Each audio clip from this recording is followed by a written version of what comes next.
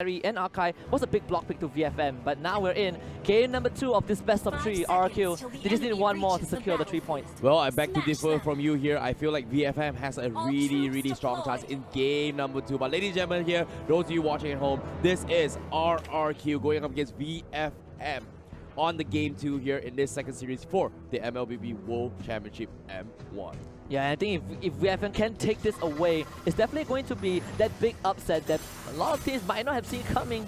People were looking at EVOS to be the team that kind of take down RRQ, at least take one game out of them and draw bloods from the Kings. But if VFM do so, there's a big statement from possibly a team that no one paid too much attention to, at least in Group A. Oh, I like what RRQ is doing here. They're going for the triple wooden mask. They're going to leave the Badak all by himself up alone here to soak a little bit more XP and go for the pre-4 stages here, trying to get at that level 4 up as quickly as they can before they take the next team fight. They want to shut down this Esmeralda relatively quickly here, and that's exactly what RRQ is trying to do. Whereas VFM, they are going to be using their usual play styles here. Yeah, and I like the respect given from RRQ in comparison to the first series against EVOS SG, where they were like, hey, we're gonna walk right into you and take you on.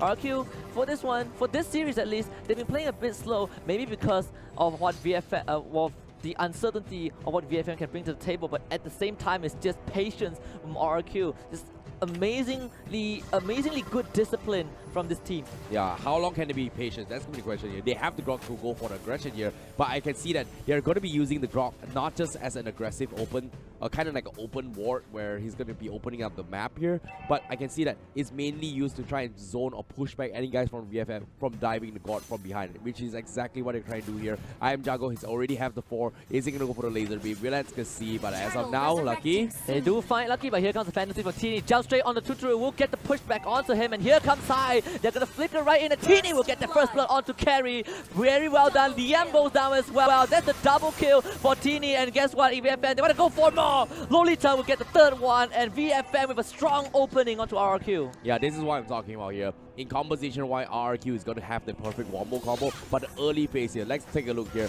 They don't exactly have much to work with here. They were kind of caught off guard here. They overextended coming from RRQ to go for the pick, and immediately gets punished from VFM. Look at those mobilities here. Look at IF Jago. He misses Flicker a little bit here, but in terms of mobility, if VFM decides to punish him, they could have killed him if they wanted to. Yeah, and the worst part for RRQ in that particular fight was that Iam Jago, he had the ultimate up, but he was not able to find a good timing to use it because it basically makes the God stand there, and VFM, all their members were piling onto RRQ, and this God was just not able to contribute to that fight. Oh yeah.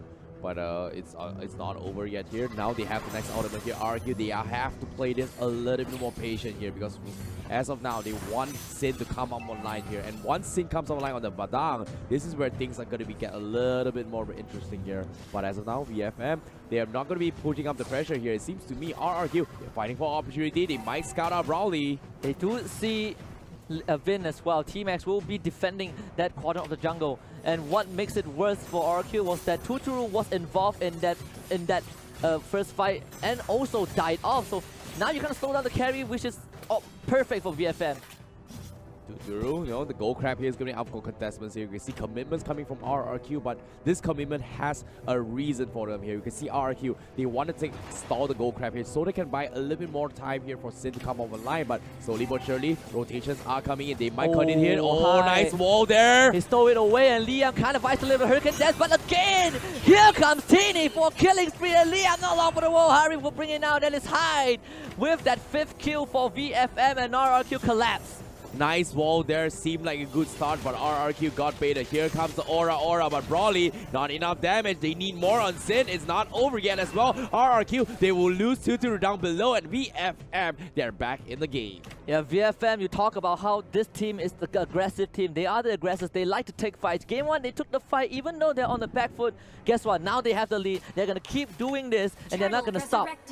Yeah, just based on the draft. That's the power of the Kufra, right? Like you see, RRQ was a little bit afraid here. Most of the times, Kufra was just in your face. They're afraid of those Tyrants' rages, afraid of those Tyrants' revenge as well. And we have not seen a really big play coming from Kufra from VFM. But RRQ, I'm pretty sure in their minds here, they're very worried about it. Yeah, and because of two botch fights, RRQ now, they are on salvage mode. They need to kind of fall back onto low economy mode just because Tuturu was not able to gain any benefits off of that. Two deaths for this carry.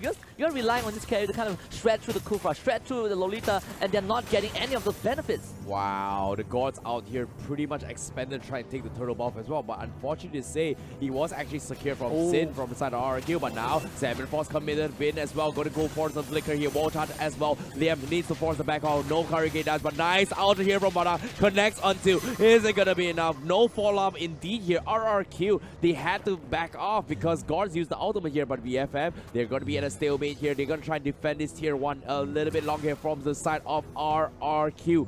VFM, Calamity Reaper up on high now. They're going to focus on this tier 1, but no, the Hurricane Dance from Leon takes the Phantom, takes TD away. They get 1 kill despite that, and RRQ, that is going to be a small reward there. Yeah, that is going to sting for VFM, and the idea was correct.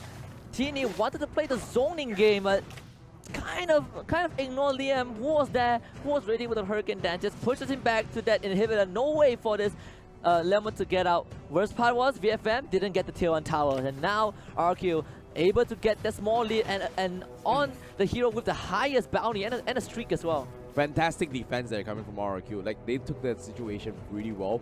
They took the most minimal damage possible here with the biggest impact, and that's exactly that. And I feel like they've got more than what they actually asked for. But now, can they get even more here? 4K deficit, but now, slowly but surely, this is where they come up online because Tuturu is 0-2-0, but one more good team fight. This is where RRQ will snowball their way back into the equalizer score. Yeah, and VFM playing that 1-3-1, you have both Teeny and High going for a split push. They're putting pressure, using that front line on that middle lane simply to keep RRQ occupied. The God is now forced to protect that structure because that tower is so important for RRQ. You don't want this Lemon to run around your jungle, and that is why VFM has so much space to work with. They get that free turtle as well.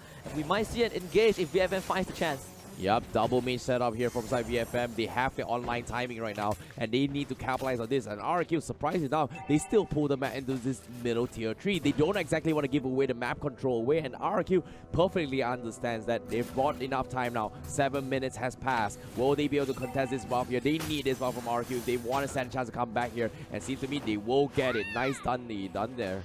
And the second time that RRQ was able to secure that buff, but for the first time RRQ bleeding a bit against VFM, has lost all that tier 1 tower.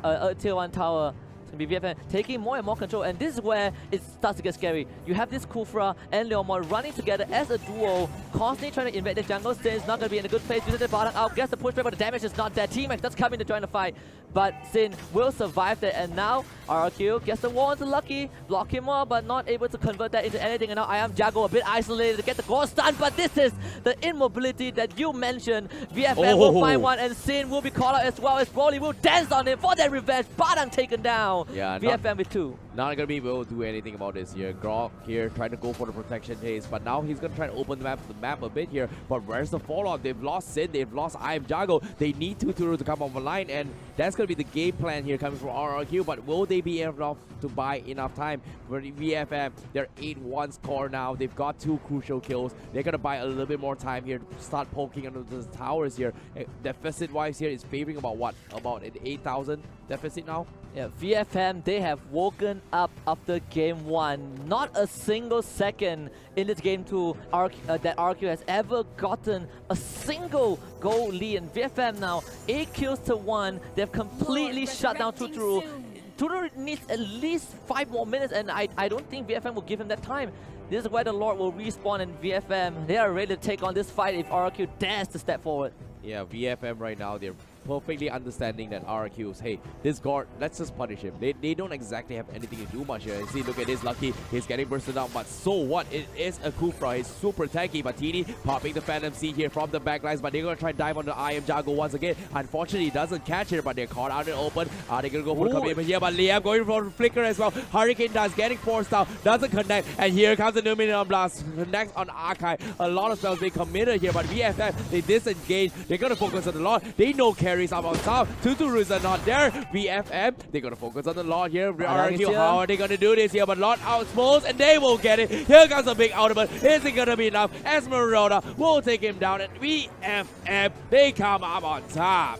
What a clean fight. The moment I Am Jago finishes that ultimate, VFM, they put the pressure. They were not looking for the kills. They were looking to push RRQ back, but RRQ now tries to get something in return. T-Max survives that, but guess what? It is now the Broly show. He is way behind, but he will get one for now. Is Sin taking out 2 out of the fight. That's your RRQ core completely eliminated, and Broly is not afraid to go for more. Pushing RRQ back into the base. The suffocation is real from VFM.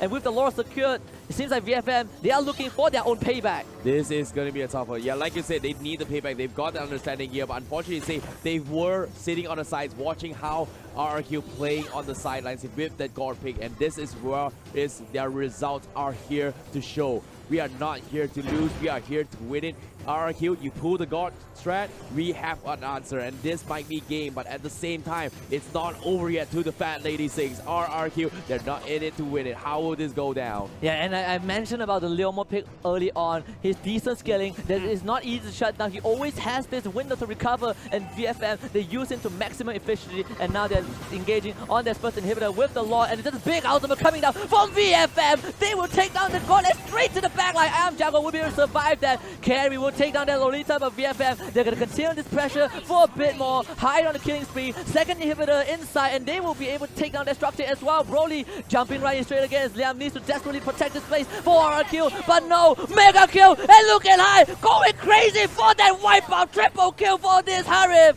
and VFM, they draw blood from RRQ. VFM